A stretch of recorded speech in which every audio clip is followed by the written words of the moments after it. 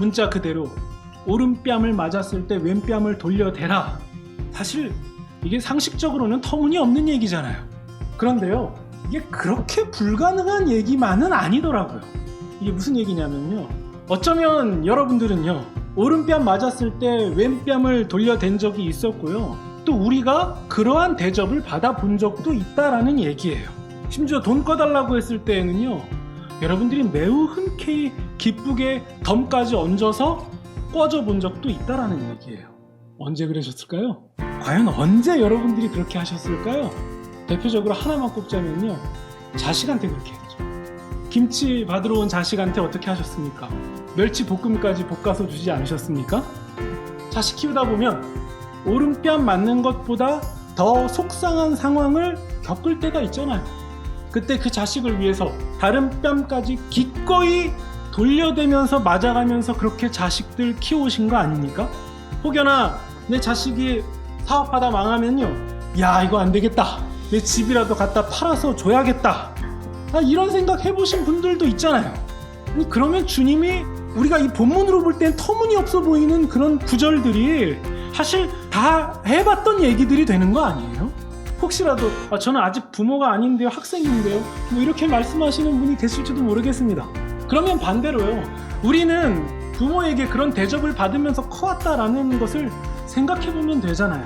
혹은요, 우리가 받은 것을 너무 쉽게 잊어버리는 그런 사람들이라서 그럴지 모르겠지만, 부모가 아니어도 우리는 우리 인생 가운데 굉장히 고맙고 소중한 누군가에게 그러한 은혜를 받으면서 지금까지 살아오게 된 거 아닙니까? 어떤 면에서 나도 그런 부분을 조금 하지 않았나, 우리에게 있었던 거예요. 다시 우리가 오른뺨 맞았을 때 왼편을 돌려대라 라는 구절을 보면 그게 그렇게 터무니없는 얘기가 아닌 거예요. 해볼 만한 얘기인 거예요. 이게 가능할 수도 있겠구나 라고 충분히 생각이 들 만한 말씀이 되는 거예요. 그러면 왜 처음 볼 때는 터무니없었는데 이런 얘기들을 나누고 다시 보니까 이게 가능해져 보입니까? 나는 너희에게 이르노니 너희 원수를 사랑하며 너희를 박해하는 자를 위하여 기도하라. 뺨 맞는 얘기에 이어서 왜 원수 사랑에 관한 얘기가 나왔는지를 한번 생각해 보면요, 결국 사랑이 이 일을 만든다는 거예요. 사랑이 이 일을 가능하게 만든다는 거예요. 원수를 사랑하라 라는 얘기는요, 단순히 나는 괴롭고 고뇌를 해야 되고 남은 잘 되게 하라, 이런 차원의 얘기가 아닙니다. 남도 물론 잘 되겠지만요, 실상 나를 위한 계명이었던 거예요. 내가 사랑하기를 결정할 때 정말 할 수 없을 것만 같았던 주님의 말씀이 해볼 만한 것으로 보이기 시작한다는 거죠. 그게 가능한 이유가 바로 사랑이었다는 거예요. 사랑이 바로 그 힘을 가지고 있다는 얘기죠.